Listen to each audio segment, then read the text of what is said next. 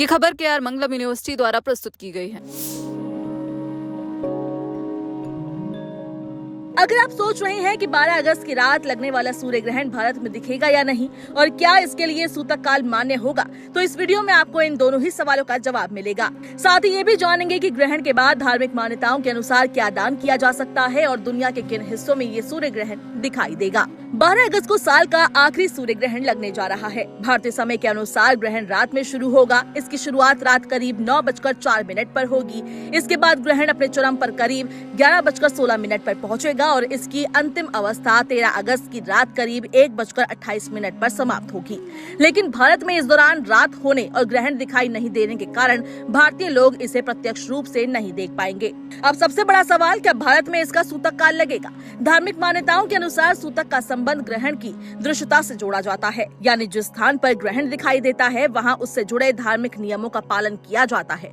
चूँकि 12 अगस्त का ये सूर्य ग्रहण भारत में नहीं दिखाई देगा, इसलिए यहाँ इसका सूतक काल भी मान्य नहीं माना जाएगा। इसका मतलब ये है कि भारत में मंदिरों के कपाट बंद करने, सामान्य खान पान रोकने या रोजमर्रा के धार्मिक कार्यों पर ग्रहण के कारण कोई विशेष रोक नहीं होगी।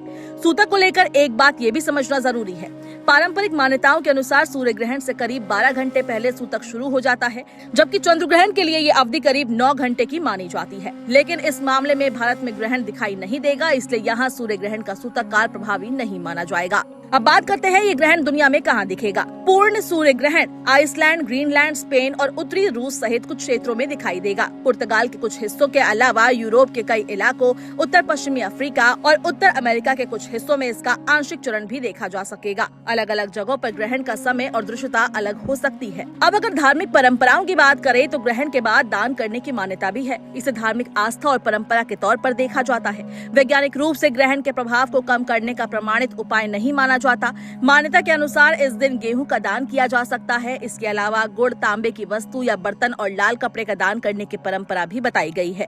जरूरतमंद लोगों को भोजन और पानी उपलब्ध कराना भी एक अच्छा सामाजिक कार्य है। सबसे जरूरी बात यह है कि भारत में इस सूर्य ग्रहण के दिखाई नहीं देने के कारण इसका सूतक काल मान्य नहीं होगा, इसलिए केवल ग्रहण के नाम पर डरने की जरूरत नहीं है। धार्मिक मान्यताओं का पालन करना व्यक्तिगत आस्था का विषय है, जबकि सूर्य ग्रहण को वैज्ञानिक तरीके से समझना भी उतना ही जरूरी है।